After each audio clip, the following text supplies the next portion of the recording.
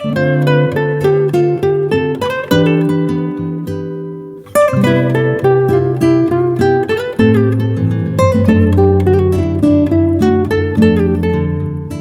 everyone, I am Priyadarshini Rajkumar. I am your host for the day and I have great pleasure in welcoming you to our program Women Matters, which is brought to you by Forum for Indian Women Intellect, a channel that is dedicated to empowering women in all fields. So today's exciting topic is, can all women get gainful employment? I have with me Dr. P. Sivakami IAS. She is a renowned author and a feminine activist, and she also holds a PhD in history as well as economics, and she is truly passionate about building a better world for all women. So, Dr. Sivakami, welcome to the show, and it's always a pleasure to have you here. So, Dr. Sivakami, what do you feel? Can all women get gainful employment? The answer is yes. Why not? All women should get gainful employment, because I feel economic empowerment apart from education is a key to gender justice. And people who are economically independent have the mobility, and also they have the economic freedom, and for poor women, they can be out of the poverty line. There are so many things involved. But the thing is, I like to examine marriage as an institution. Whether the institution as such allows women to have economic freedom. See, when people get married, they would like to have, their husbands earning more income than themselves. They want their husbands to have higher educational qualification, and also at least 1 rupee extra that she is earning. A wife wants to have her husband, more income.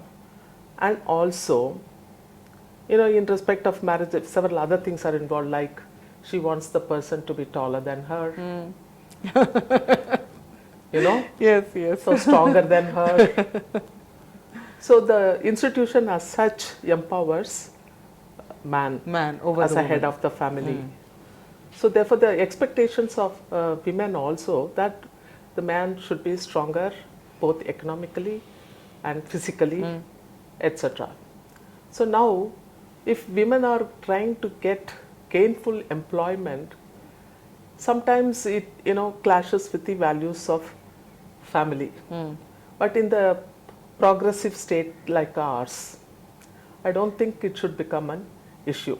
But I am worried about the economic status of women, because the women working, the labor force, the rate has come down. In 1999, it was 34.1%. In 2011 and 12, it has come down to 27%. So now, when we are trying to empower women economically and socially, this sudden drop, and it is gradually dropping also. So it causes concern. You mentioned that the percentage of women in the workforce has reduced drastically. What do you feel may be the reasons? There are various factors contributing to the downfall. But let's examine in different countries how the participating women workforce is increased or decreased. In Middle East, North Africa, and also South Asia, only less than 1/3 of the women workforce participate in labor activities. But when you compare this to the South Africa and Sub-Saharan Asia, almost 2/3 of women are participating. So when you say participation, we have to compute the unpaid work done by women in the households. Correct. But unfortunately, our system doesn't take into account women's work in the household. So as a result, so if you add that, probably almost women of working age, that is 15 above, all are considered to be working. There is 100% they are working. But same is not the case with men. Men, they may be, because if they don't work outside, it is presumed they are not working anywhere. So, but anyway, we'll go by the system. So it's dropped mainly because of the economic growth of the country as such, and then their policies towards labor, labor as such, and the choice of jobs by women that contribute towards the labor force as such, participation of labor force. So now women, they are not able to make a choice. What do they exactly want? All that they want is a gainful employment. Yeah. But everybody cannot be accommodated in the government sector, nor they can be accommodated in the private sector. Yes, yes. So bulk of them are in agriculture. So what is the alternative? So I was Commissioner Employment and Training for some time with the government of Tamil Nadu. Yes, ma'am. We used to conduct melas, job melas. That is, it's a monthly, sometimes annual feature. And Government of India also has its own set of, job melas. But when I was there, I observed that it's a once a month, and then it's like a ceremonial kind of a mela. Whereas if we establish an organization called the Employment and Guidance Bureau, where you not only record the persons who have been unemployed and their educational status, on the other hand, the availability of jobs, not only from government, because our government employment exchanges mostly handle government offices, sometimes on the request of the private entrepreneurs, they keep, they send batch of people. But now we must have the records of people, the requirements in the private sector, and they have to collect this data from, on the day-to-day basis, because the HR has this, HR of each company has this detail. So we have to collect them and compute them in our records and also update them. See, if you have already filled up the vacancies and you have not updated in your records, then it won't show the correct picture. So you keep updating, what are the available jobs on different sectors with a different education and different salary structure. So when a person goes into a walk-in guidance bureau, there are leaflets arranged in the almirah. So you can pick up some and read and what do you want. And also there is a computer network where you can, see the systems are there, then you can go and check the salary structure and of that, and then what is the training period involved, and where you can get the posting, etc. So after that you can make up your mind. Okay. Even after making up your mind, what happens is how to apply. So that also has to be there, because periodically we should conduct some camps almost once a week or twice a week, so that so how to fill in an application, how to write your curriculum vitae or biodata. Absolutely. Purposely, it is oriented towards the job. Yeah. Because you may have 1001 qualifications, but what exactly need to be filled in, so you need to be oriented. Yes. So this kind of a guidance bureau is lacking in our country to connect people seeking jobs and people actually, there are vacancies and how to bridge the both. Bridge the gap. So another thing I found out was that, people, when we conduct job melas, for example, in 2006, I conducted a major camp in Arakonam area. 6,000 people came, for the camp. It was unmanageable. But finally, we got some 200 jobs. But after a month, when I verified, the 200 jobs were not filled up because people are not willing to go there. See, the job is in Chennai, people are in Arakonam, and ladies, they cannot commute every day to go to the job. Okay. So our difficulty is to find job where they are located. So suppose in Arakonam or in a village, how to find a job for her within about 10 kilometers radius, so that she can work comfortably. Very nice. Yes. So these are our problems as far as the labor force. Why the drop in the labor force? If I'm getting a job just next door, so I'm willing to go there, and if I have some freedom to have working hours, like instead of 8 hours, 4 hours in the premises, 4 hours at home on different timings.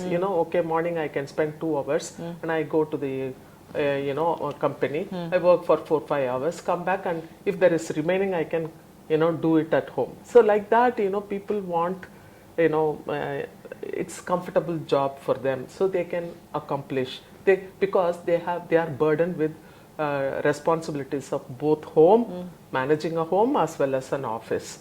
So like higher offices, there is no problem. See, I was an IAS officer, I was given a car, I was given some assistance at home as well as in the office. So I didn't find it so much difficult. But for an ordinary woman who has to look after, and with the meager salary that she's getting, so it is not worth undertaking so much of a trouble leaving her home. So we have to generate a job which is kind of distributed evenly in villages, in the district headquarters, in suburbans and all that. So that is the main drawback, that the women are not able to join the labor force. So when you speak about providing employment to women, are you speaking of educated but unemployed women, or are you speaking of urban and rural illiterate women?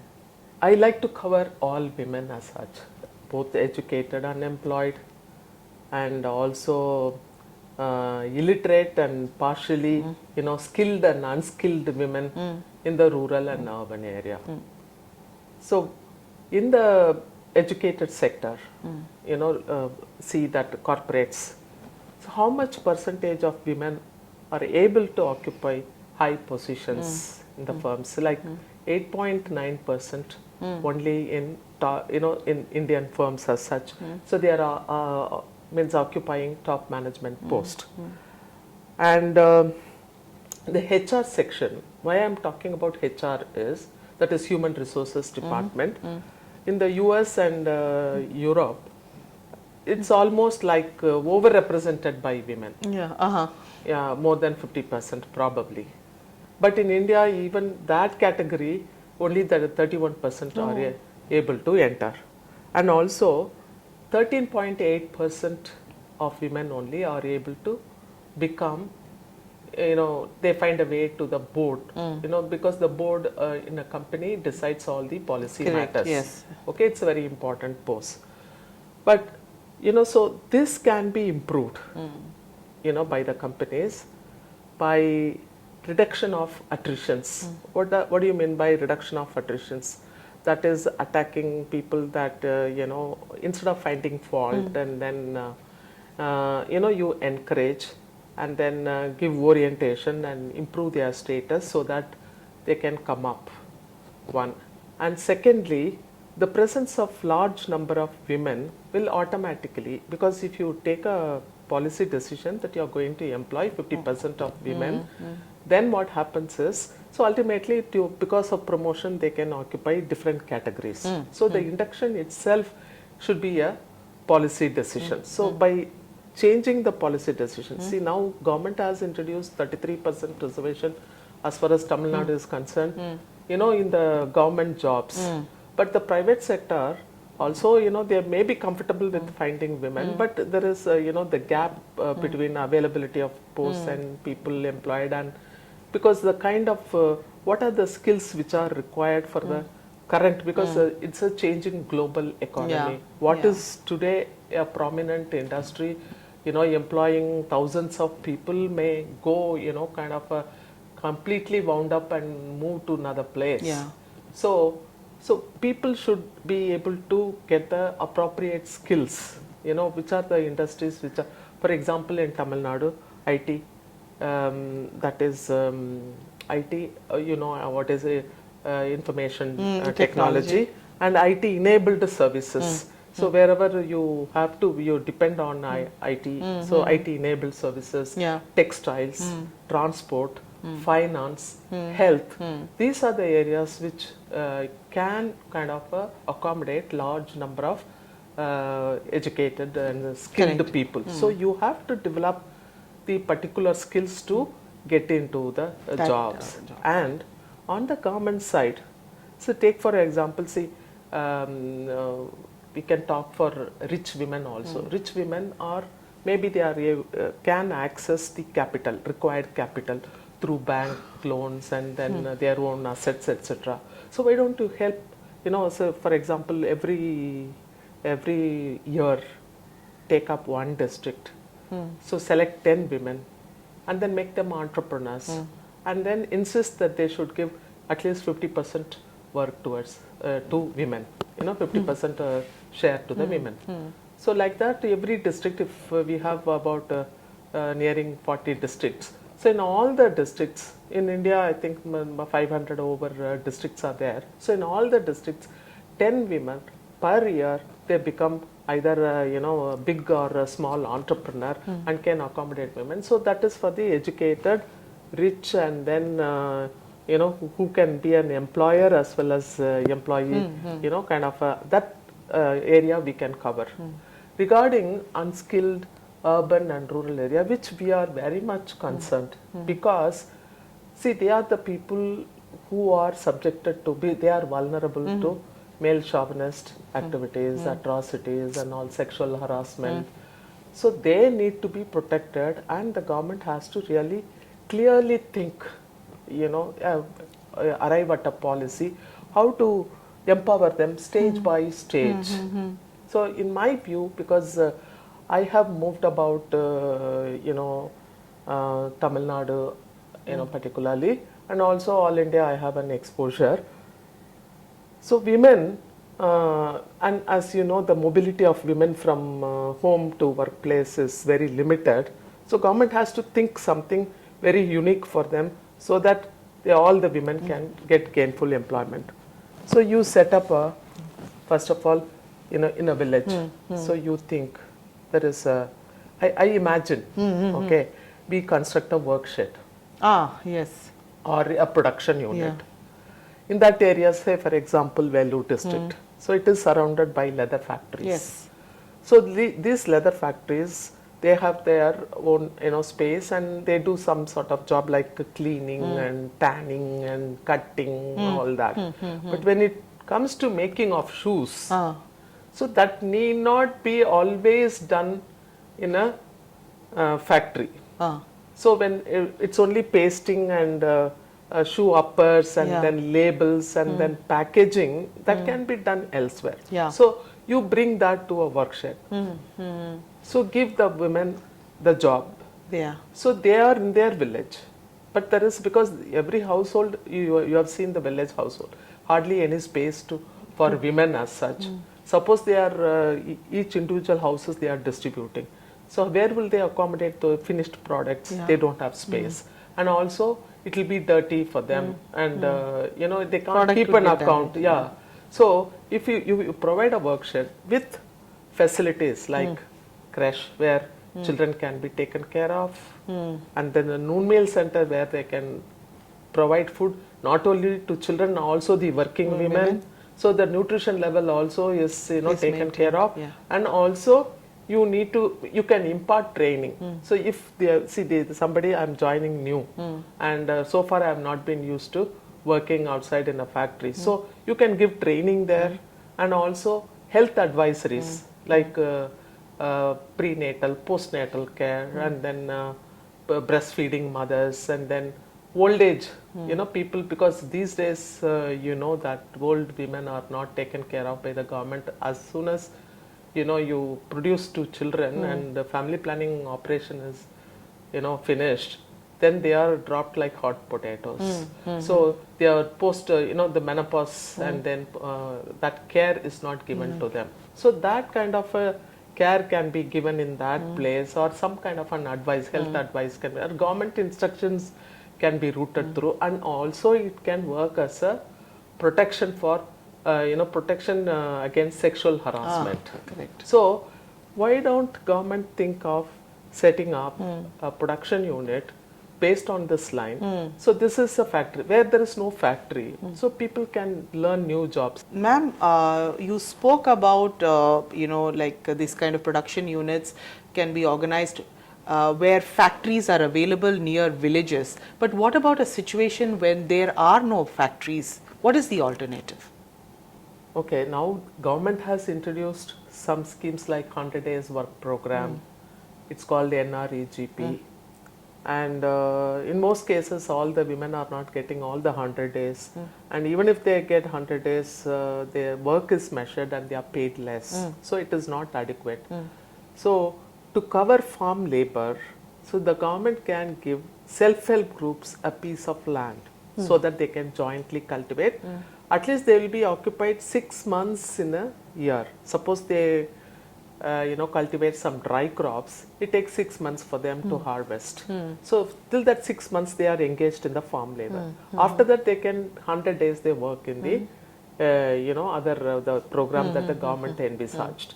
So this is one. Secondly, in the villages, most of the women are engaged in making some sort of handicraft items. I don't say handicraft as such because they are not that much skilled, but they make bamboo baskets, which is useful, like moram, and also they make, they weave with the palm leaves, as well as coconut leaves, and with coconut shells they make some products, and they make dolls, and they make brooms, and different homemade means useful, home kind of cottage industry, kind of a thing, and they make pickles and they collect honey and then they dry fish. So the several kinds of jobs are there, but they are all doing it individually, and there is no market connect. It's linked, direct market connection. So this results in, because this informal sector has this problem, because if you are not effectively linked to the market, then you cannot earn a profit, because the middleman takes away all your money.